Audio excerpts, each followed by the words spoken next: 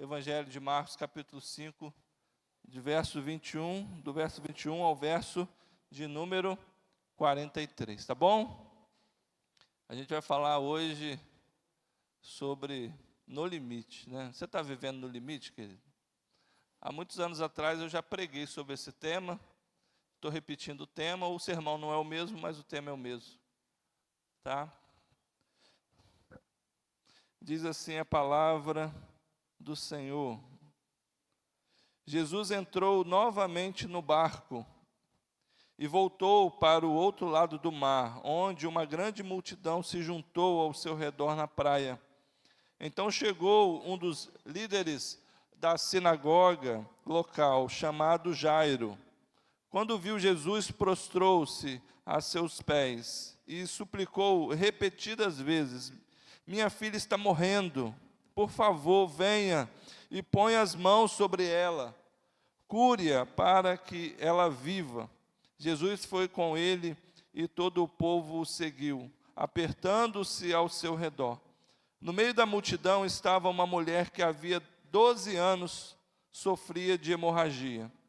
Tinha passado por muitas dificuldades nas mãos de vários médicos e ao longo dos anos gastou tudo que possuía, sem melhorar. Na verdade, havia piorado. Tendo ouvido falar de Jesus, aproximou-se por trás dele, no meio da multidão, e tocou em seu manto, pois pensava: se eu apenas tocar em seu manto, serei curada.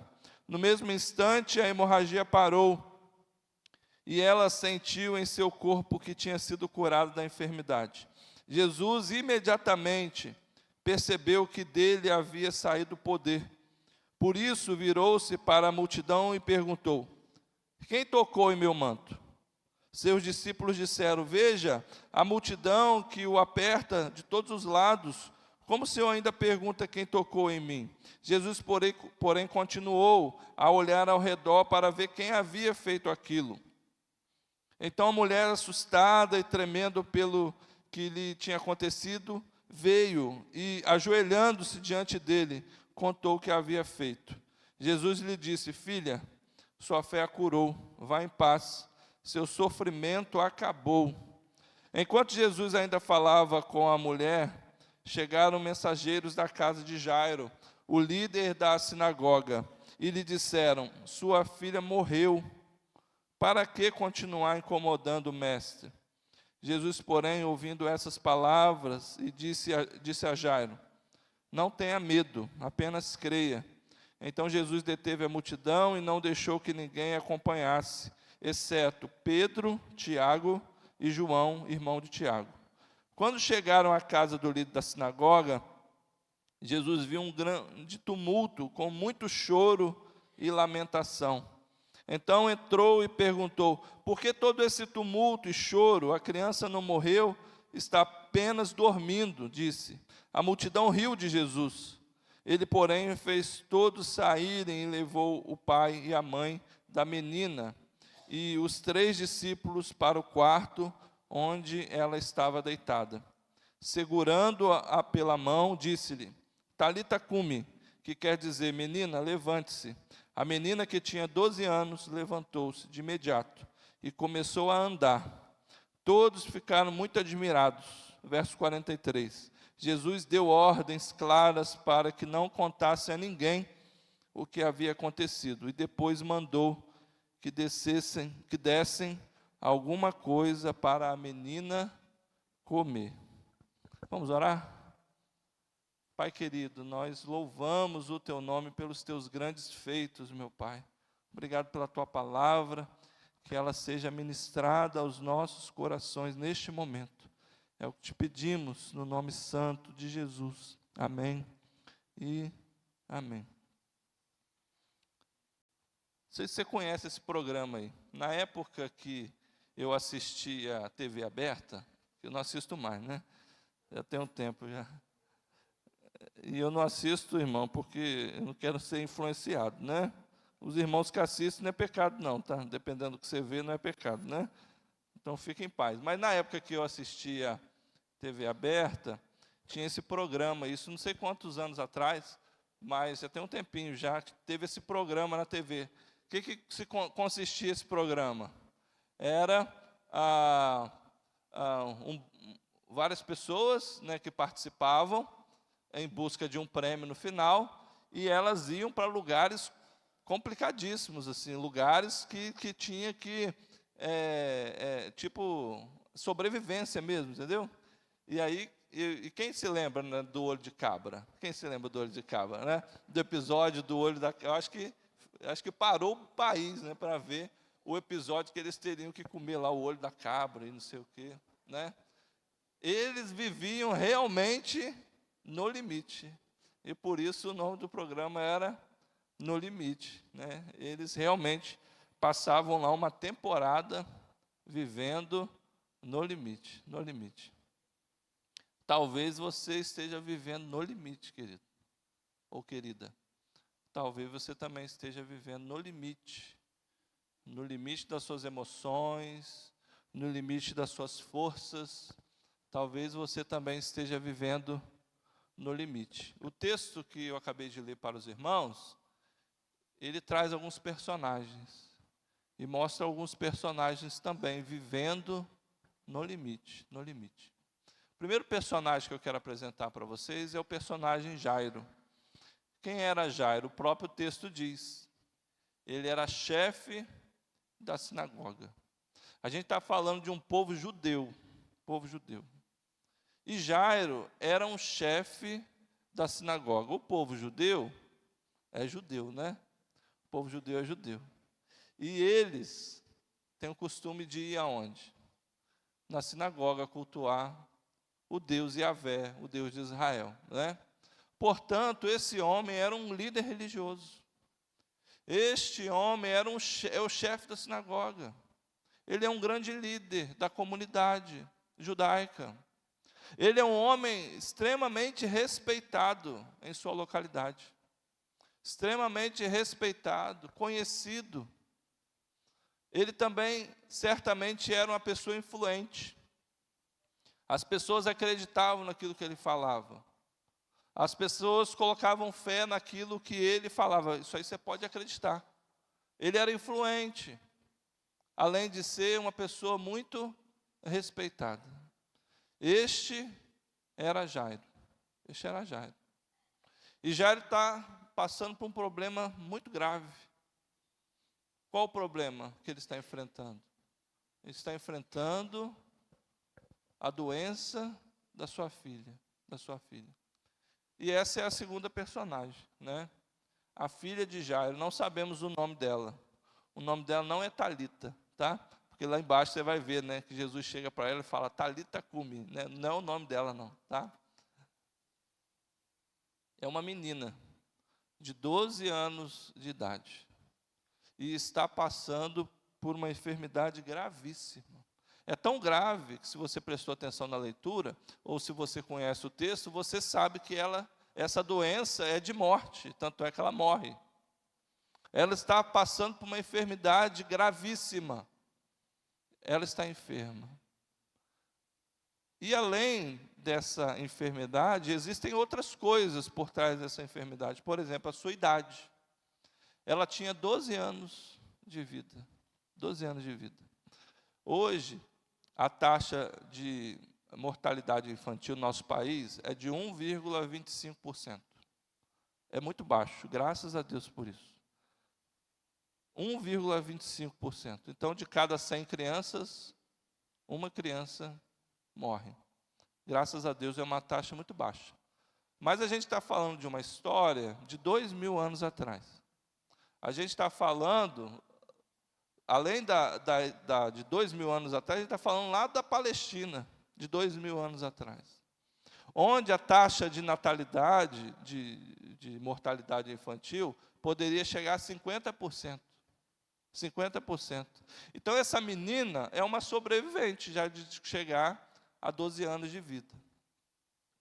Além disso, a idade de 12 anos era uma idade muito esperada pelas meninas. Por quê? Você sabe por quê? Quando você pensa, eu vou tomar água.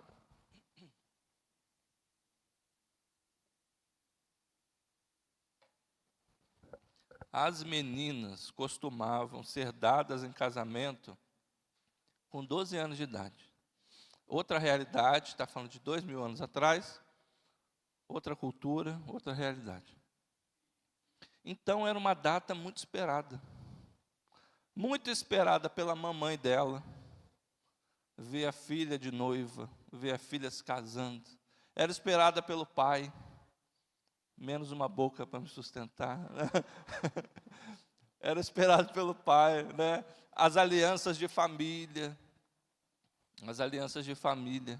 E era muito mais esperado pela própria menina.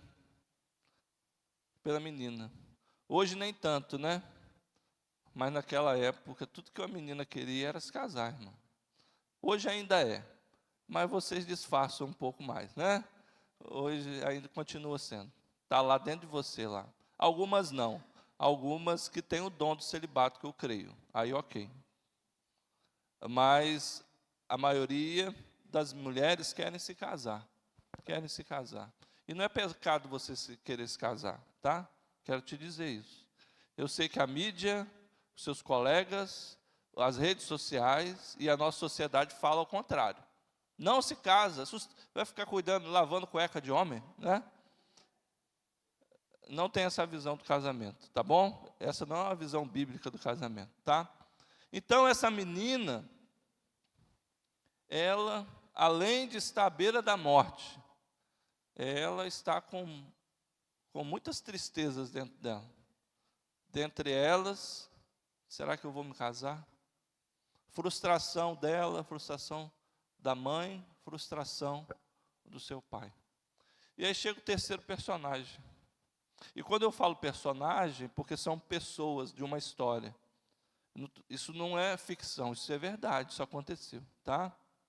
Então Jesus, ele chega na cidade. Ele chega naquele lugar. E ele está vindo da região de Gadara, dos gadarenos. Lembra da história? Se você vê o capítulo anterior, na verdade nem o capítulo anterior, mesmo capítulo, o início do capítulo 5, ele vai falar que Jesus chega na região dos gadarenos, ou gesarenos, dependendo da sua versão. E lá ele encontra quem? Encontra um endemoniado. E Jesus, ele vai, liberta aquele homem de uma multidão de demônios, de uma legião de demônios. E tem aquela história dos porcos, lembra? E ele, então que mande a gente ir para aqueles porcos. E os demônios vão para os porcos, e os porcos se precipitam e todos morrem afogados, para dar um prejuízo àquela cidade, e Jesus acaba sendo meio que expulso de lá. E Jesus sai de lá e vai para o outro lado. E aonde é o outro lado? É aonde o chefe da sinagoga, chamado Jairo, morava, e era chefe da sinagoga. Então Jesus, ele chega nessa cidade, nessa localidade. E quando ele chega, o chefe da sinagoga, chamado Jairo, se ajoelha, se prostra diante de Jesus e pede misericórdia. Clama a Jesus para que cure a sua filha que está doente. E aí, querido, eu quero que você pense na figura do Jairo. O Jairo é o líder religioso. O Jairo é o chefe da sinagoga, é o líder da sinagoga. Ele não se ajoelharia diante de qualquer um. O judeu só se ajoelha diante de Deus e diante de um rei. E se Jairo se ajoelha diante de Jesus, provavelmente, ele cria que Jesus é o Messias. Era o Messias. Senão ele não se ajoelharia diante de Jesus. Provavelmente a história dos gadarenos lá, da libertação do endemoniado, tinha chegado ao outro lado, porque você sabe que as histórias vão mais rápido que as pessoas, né? Elas chegam na frente. Provavelmente ele sabia da história de que Jesus tinha libertado aquele endemoniado. Certamente ele também conhecia, já estava ouvindo falar sobre outras histórias de Jesus. E agora, diante de Jesus, ele se ajoelha. E por que ele faz isso? Porque ele estava no limite. No limite. E quando a gente está no limite, querido, só sobra o que realmente importa. Quando a gente chega no limite, muitas coisinhas que em um dia normal a gente se preocuparia, a gente deixa de se preocupar. Quando a gente chega no limite, muitos problemas de relacionamentos que num dia normal a gente faria ele crescer, deixa de existir. Porque quando a gente chega no limite, só sobra o que realmente importa. E o que realmente importava para Jairo, naquele momento, era a cura da sua filha, a cura da sua menina. Então, quando estamos no limite, por exemplo, a timidez, a gente não está nem aí mais para a timidez. A gente enfrenta a timidez, porque quando a gente está no limite, só o que realmente importa que fica de pé. A timidez, por exemplo, ela deixa de existir. O orgulho é quebrado quando a gente está vivendo no limite. Quando a gente está vivendo no limite, a vaidade também fica para trás. Todas essas coisas que em um dia normal seriam coisas assim que talvez tirariam o nosso sono, elas deixam de existir. Porque agora, só aquilo que realmente importa que vai ser considerado. Jairo já não se importava com o seu status, seu prestígio e posição. Eu quero relembrar aos irmãos quem era Jairo. Jairo era um líder importante daquele povo. E ele, no meio da praça, provavelmente, ele se ajoelha aos pés de Jesus. Por quê? Porque ele estava vivendo no limite e agora mais o seu status, o seu prestígio e a sua posição social. Não estava valendo muita coisa. Não estava valendo muita coisa. Ele sabia muito bem que o seu intelecto não seria capaz de resolver o seu problema. Ele sabia muito bem que os seus recursos não seriam capazes de resolver o problema da sua filha. Ele sabia que o seu network, a sua rede de amigos, de relacionamentos, não poderia resolver o problema da sua filha. Certamente tudo isso aí já tinha sido empregado para a cura da sua filha, não tinha surtido efeito nenhum. Nada valia diante da enfermidade de sua filha. Você está conseguindo enxergar o que é isso aí? O que é isso aí? Me diga. O que é isso aí? Isso é um travesseiro. Isso não é qualquer travesseiro, irmão. Este é o travesseiro, o travesseiro. Só uma consulta rápida. Alguém tem esse travesseiro em casa aí? Eu queria experimentar. Sabe quanto custa esse travesseiro? Esse é o travesseiro mais caro do mundo. Irmão Cláudio, é o mais caro do mundo. Sabe quanto ele custa, irmãos? $57 mil. $57 mil. Ele é feito sobre encomenda. Feito sob encomenda. Nos melhores ortopedistas da Europa, ele vai lá e faz todas as medições lá, para você ter o melhor conforto possível, Davi. Imagina na sua enfermaria lá, a galera lá só com esse travesseiro aí, imagina. O melhor conforto possível. Esse é o travesseiro mais caro do mundo. Eu pergunto para você, esse travesseiro mais confortável do mundo, ele é capaz de trazer o sono para alguém? Você pode deitar com esse travesseiro aí, querido. Mas se você não está em paz, se você está vivendo no limite, vai ser difícil você pegar no sono. Porque tem coisas que o nosso recurso, a nossa rede de relacionamento, a nossa intelectualidade não dá conta. Não dá conta. Isso aí são planos de saúde, né? A gente tem um problema de plano de saúde no nosso país, né? Se você, por exemplo, tinha o cartão da Ferj, cadê, irmão? Você sabe o que eu estou falando, né?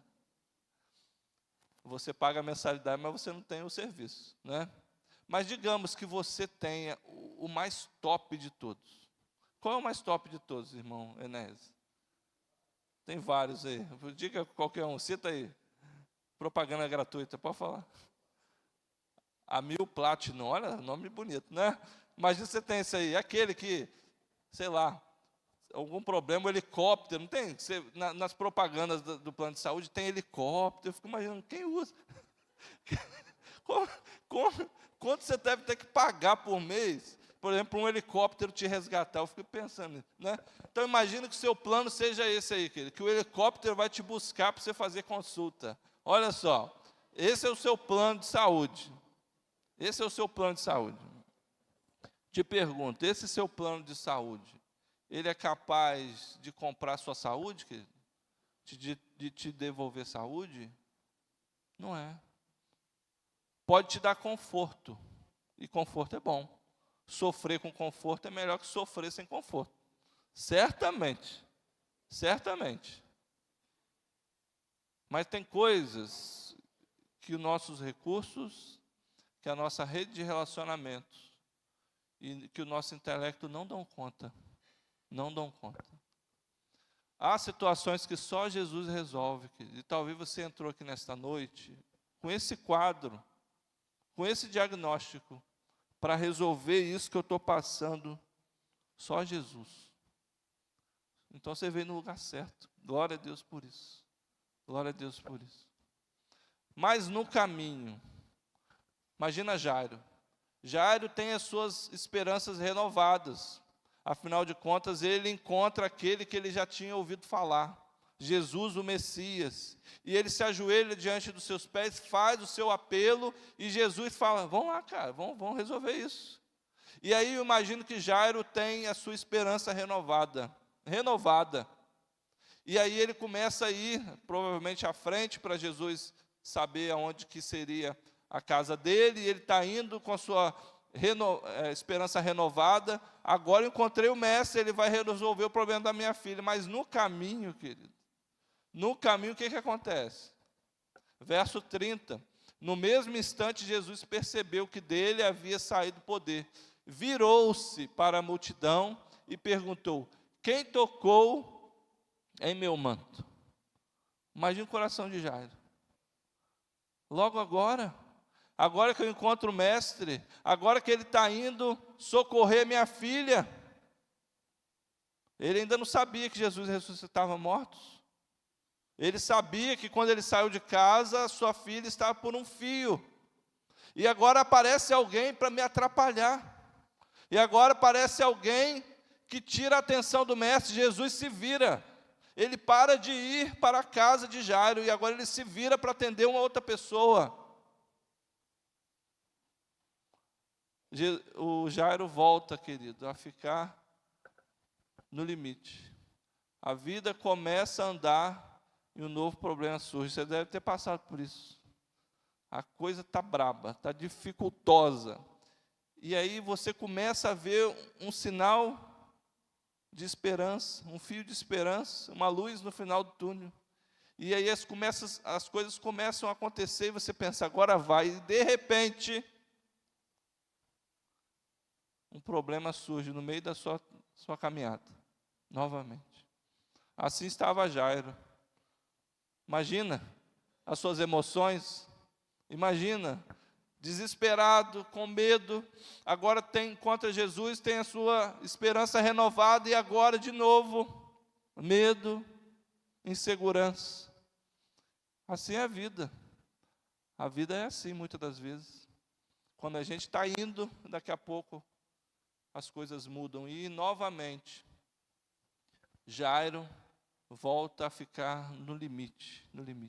E aí chega a quarta personagem, que é essa mulher, não sabemos o nome dela. O que nós sabemos é que ela estava há 12 anos enfrentando uma enfermidade. 12 anos de enfermidade. Perceba, a gente está diante de uma menina que tem 12 anos de idade. E a gente tem uma mulher que há 12 anos está sofrendo de uma enfermidade. Olha o paralelo. 12 anos de vida, 12 anos de enfermidade. E esta mulher, qual era a sua enfermidade? Ela tinha um fluxo contínuo. Mulheres sabem, né? Tem um período de menstruação. Essa mulher entrou na menstruação e não parou mais. O seu fluxo não parou mais. E a gente está falando de alguém que é de uma judia. Isso tinha implicações seríssimas para a vida de uma mulher. Ela é uma judia. Existem leis sobre isso, tanto em Números quanto em Levítico, vai falar sobre isso. A mulher no período menstrual, o que ela tem que fazer? O que ela não pode fazer? Existem restrições para essa mulher nesse período. Agora imagina ela que está continuamente nesse período, 12 anos sofrendo dessa enfermidade. Essa mulher não era casada, não era. Não dava para se casar desse jeito. Se essa enfermidade começou quando ela estava casada, caso ela fosse casada, ela seria uma mulher divorciada, porque o homem a abandonaria, com respaldo legal. Ela não poderia dar filhos, ela não poderia ser tocada. Levítico vai dizer que uma mulher nesse estado, se alguém tocar nela, está impuro até o final da tarde. Se alguém tocar onde ela sentou, tem que se lavar suas vestes e ficará impuro até o final do dia, até o final da tarde. Não tinha como essa mulher ser casada. Ela não poderia ser tocada. Onde ela tocasse, ficava impuro. Essa era a situação dessa mulher. Ela era uma anônima. Tanto é que a gente nem sabe o nome dela. Era uma anônima. E Jesus, ele para também para atender uma anônima.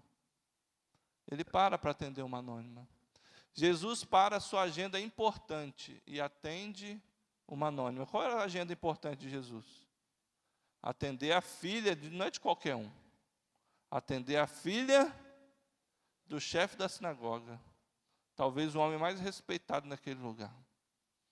Mas Jesus, ele para também para atender uma anônima. Queridos, Jesus, ele não ouve só os importantes, não. Jesus, ele ouve a gente também, que não é tão importante assim. Pelo menos para a sociedade. Você não precisa ser um grande influencer para você ser atendido por Jesus. Porque ele para atender a filha do cara importante. Mas ele também para ouvir uma mulher anônima, que todos queriam ver longe. E aí a história continua. Diz o verso 35, enquanto Jesus ainda estava falando, chegaram algumas pessoas da casa de Jairo, o dirigente da sinagoga. Sua filha morreu. Olha a notícia. Sua filha morreu, disseram eles. Não precisa mais incomodar o mestre. Jairo, cheio de esperança, encontrou o mestre está indo para sua casa. E agora, do nada, Jesus vira para atender uma desconhecida. Uma mulher sem muita importância. E agora vem o veredito. Cara, para de tirar o tempo dele. Porque não tem mais jeito, a sua filha morreu. A sua filha morreu. E Jairo volta novamente a ficar no limite. E aí, querido, o que fazer quando chegamos no limite? E agora, rapidamente, não fique em pânico, rapidamente, eu quero te apresentar 4 razões, 4 posturas que nós precisamos ter quando chegamos no nosso limite.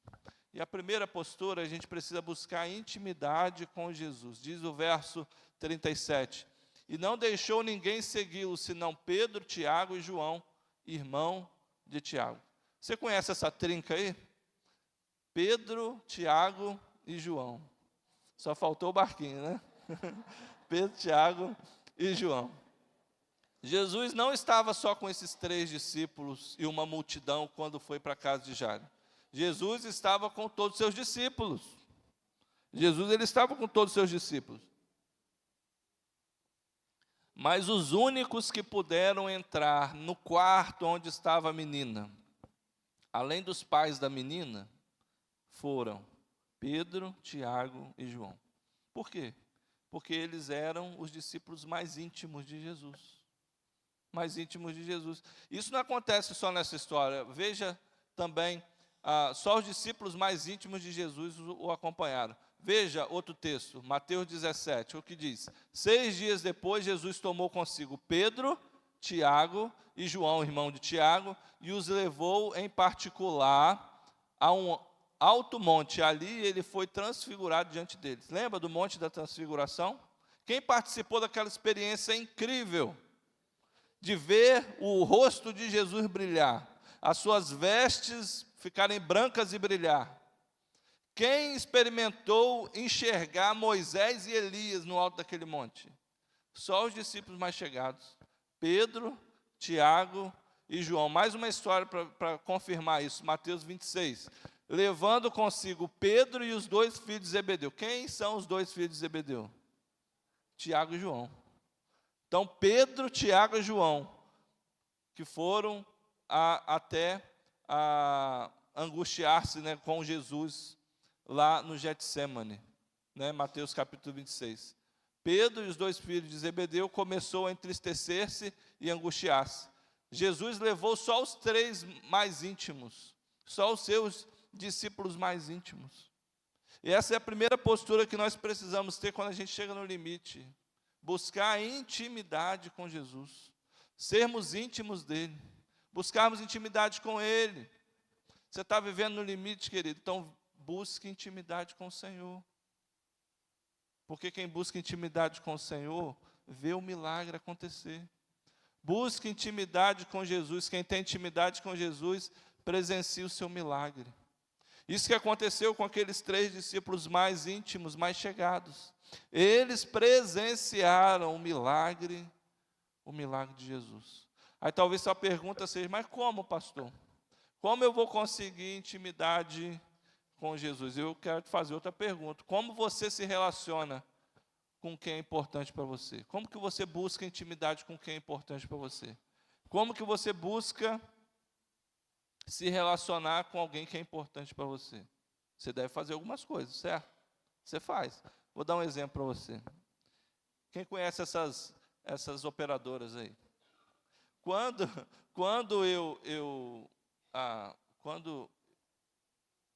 eu conheci minha esposa, que não era minha esposa na época, né?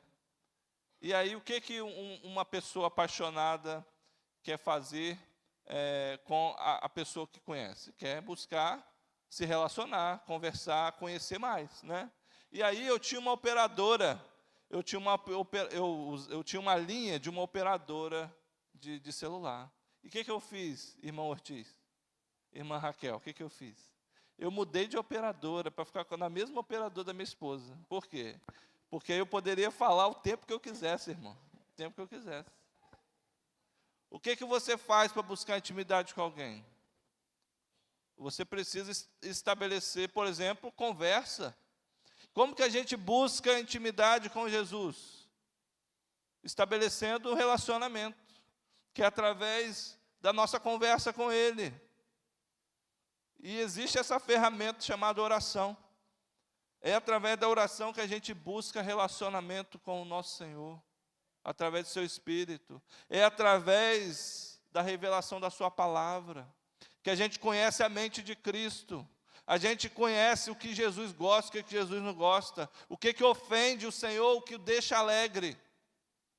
É assim que a gente cresce no relacionamento com o nosso Senhor. Então, primeira postura que precisamos ter quando a gente está no nosso limite. Busque intimidade com o Senhor. Segunda postura, confie na visão de Jesus. Olha o que diz o texto, verso 39. Então entrou e lhes disse, por que todo este alvoroço e lamento? Palavras de Jesus, a criança não está morta, mas dorme. Segunda postura que nós precisamos ter diante do desafio, quando estivermos vivendo no limite. Confie na visão de Jesus. Onde todos viam morte, Jesus viu vida. Ela só está tirando um cochilo, só está descansando. Não confie na visão das pessoas, pois elas são instáveis. Ao mesmo tempo que estão te elogiando, estão te apedrejando. Ao mesmo tempo que estão batendo palmas para você, estão falando por trás. As pessoas são instáveis. Meu melhor amigo, agora é meu inimigo. As pessoas são instáveis. E a gente, então, precisa confiar na visão de Jesus, não das pessoas, porque as pessoas são instáveis. Olha que mostra o texto, o verso 38. Quando chegaram à casa do dirigente da sinagoga, Jesus viu um alvoroço, com gente chorando e se lamentando em alta voz. Como estava o clima naquela casa quando Jesus chega? Choro, lamento, gritaria, desespero. As pessoas estavam chorando. Se estão chorando, estão tristes, né?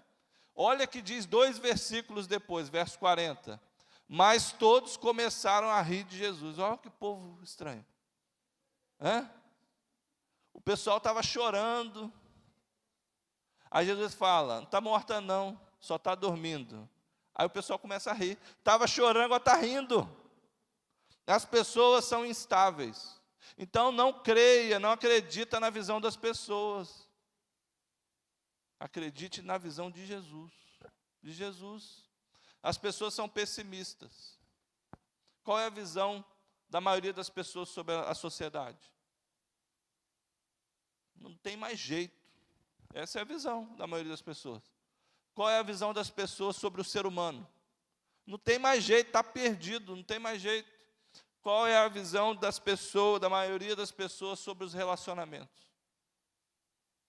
Você está há quantos anos casado? Ainda não se divorciou? Essa é a visão das pessoas.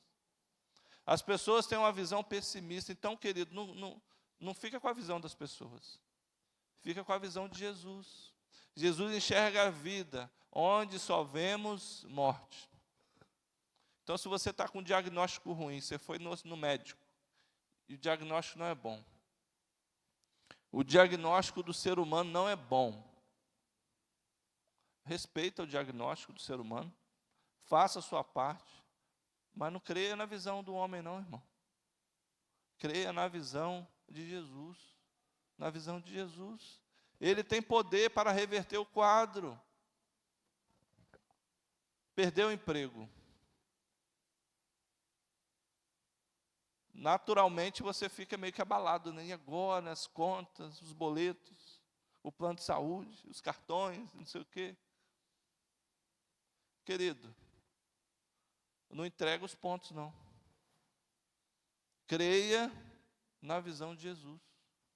Creia na visão de Jesus. Onde vemos o fim, Jesus vê o começo de algo novo. Pode ser uma oportunidade de algo novo na sua vida. Mudar de ares. Mudar e começar algo novo. Talvez agora fazer o que realmente você foi chamado para fazer. E que você tem prazer em fazer. Terceiro ponto, só faltam 2, esse mais um, tá? Terceira postura, enfrente seus problemas. Diz o texto, verso 40. Mas todos começaram a rir de Jesus, ele, porém, ordenou que eles saíssem. Tomou consigo o pai e a mãe da criança, e os discípulos que estavam com ele, e entrou onde se encontrava a criança. Pergunto para você, Jesus poderia entrar sozinho no quarto da menina e resolver o problema e entregar para os pais? Podia. Vocês me permitem eu ir lá no quarto da sua filha? Pode ir, Senhor. Confiamos no Senhor. Jesus ia lá, ressuscitava a menina, está aqui a menina. Mas Jesus não faz isso. Ele leva os pais lá. Ele leva os seus pais, os pais da menina. Ele fez com que os pais enfrentassem aquele problema de frente.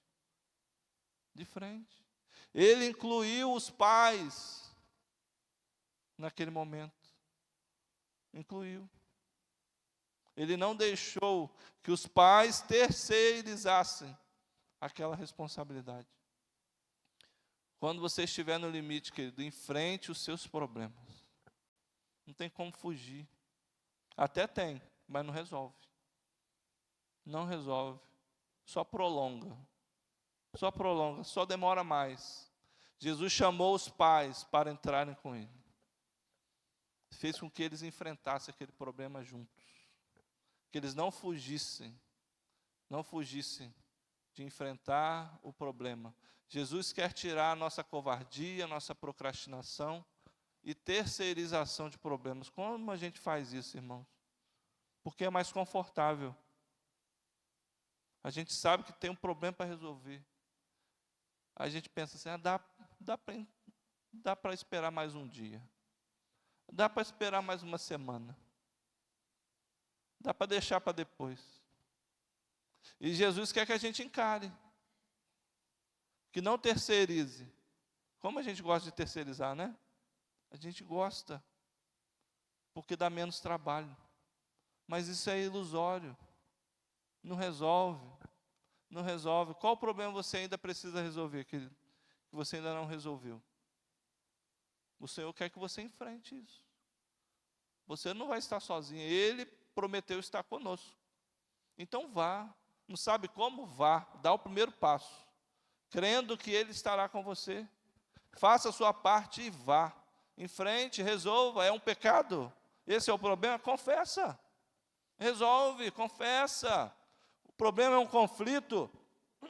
Resolva, chama para conversar. E resolve. É inimizade, perdoa. Se livra disso em nome de Jesus. É dívida, querido. Negocia, vai lá. Vê como é que está o negócio. Procure ajuda de especialista, mas resolve. Jesus quer que a gente resolva, que a gente encare de frente, que a gente fique fugindo, não. Não fique adiando as coisas, procrastinando. Uma palavra bonita, né? Que parece que inventaram, deve ter uns 5 anos, né? Não faça isso. Sua vida está no limite, querido. Enfrente seus problemas com fé e coragem. E por último, siga a sua vida. Olha o que diz o verso 43. Ele deu ordens expressas para que não dissessem nada a ninguém. Dissesse o quê? O milagre que ele tinha realizado, né? Não faz marketing disso aqui não, pessoal. Não, por favor, não faça. E continua o texto. E mandou que dissessem a ela. E mandou que dessem a ela alguma coisa para comer. Jesus pede, ressuscita a menina e fala assim, ó, dá alguma coisa para essa menina comer. Que bonitinho, né? Jesus. Dá uma coisa para essa menina comer. Por que Jesus pede comida para a menina, querido? Por quê? Porque ele já tinha resolvido o problema. Aquilo tinha acabado. O problema é esse, está resolvido. Agora dá comida para ela. Deixa ela seguir a vida. A vida continua. Não acabou, acabou. O problema foi resolvido. Segue a vida. Dá comida e segue a vida. E me faz lembrar do episódio de Davi. Lembra quando Davi perde o seu filho? O seu filho que é fruto de uma infidelidade? Lembra? Com Batseba? Davi faz tudo o que tinha que fazer. Pede perdão, se humilha, veste roupa de saco, fica sem comer por alguns dias. Aí vem a notícia: o filho morreu. O que Davi faz? Levanta, toma um banho, troca de roupa e se alimenta. E segue a vida. A vida precisa seguir, querido, porque o problema estava encerrado. Jesus fala, olha, dá comida para essa menina, que o problema que tinha não tem mais. Se encerrou, vida que segue. Mas quantos? E talvez você seja um desses. Foram libertos, perdoados, curados. Mas continua até hoje. Quando alguém se chega perto, você não sabe o que eu enfrentei. Mas foi muito difícil. E toda vez que eu penso nisso, não pare de pensar nisso. Porque já foi resolvido.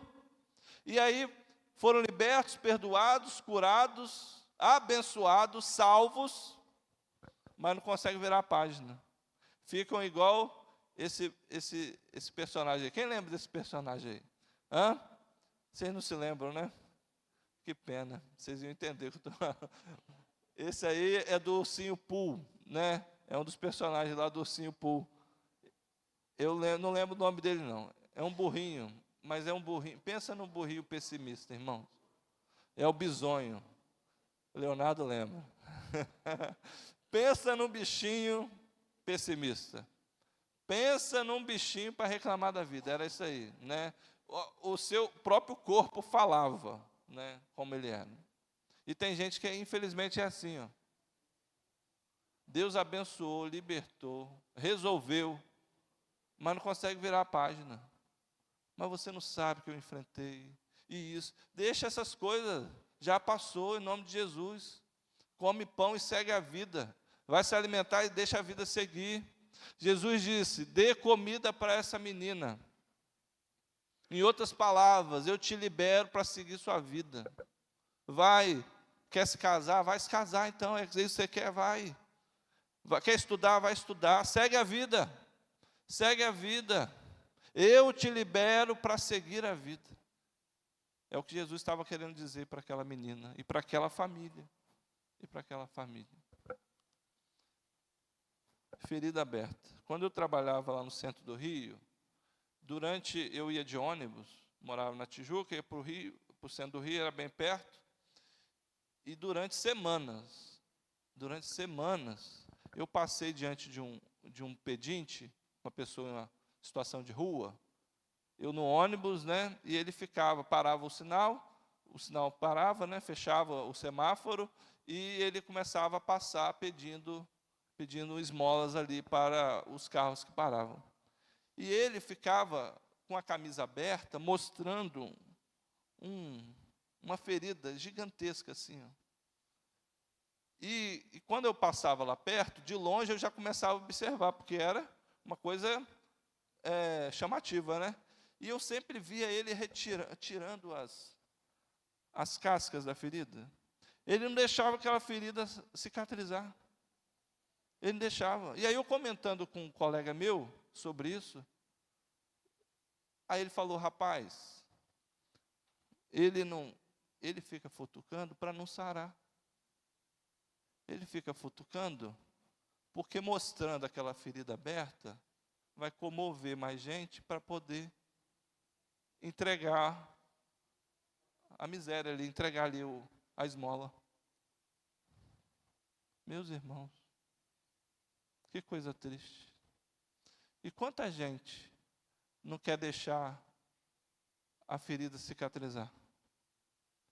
Quanta gente ainda mantendo ferida aberta, não deixando a vida seguir. Jesus não quer feridas abertas em você, querido.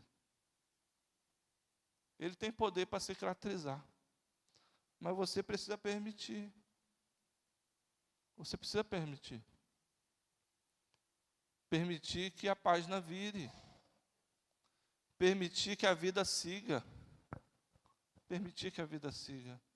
Ele quer te curar para você seguir a vida. Se você estiver vivendo no limite, querido, deixa que a vida siga. Deixa que a vida siga. O Senhor tem poder para te proporcionar uma nova oportunidade. Mas você precisa deixar a vida seguir. Sua vida está no limite, querido? Então busque intimidade com Jesus, confie na visão de Jesus, enfrente seus problemas e siga a vida. Amém? Em nome de Jesus, que se você estiver vivendo no limite, você não está vivendo mais, porque você deixará o Senhor agir na sua vida.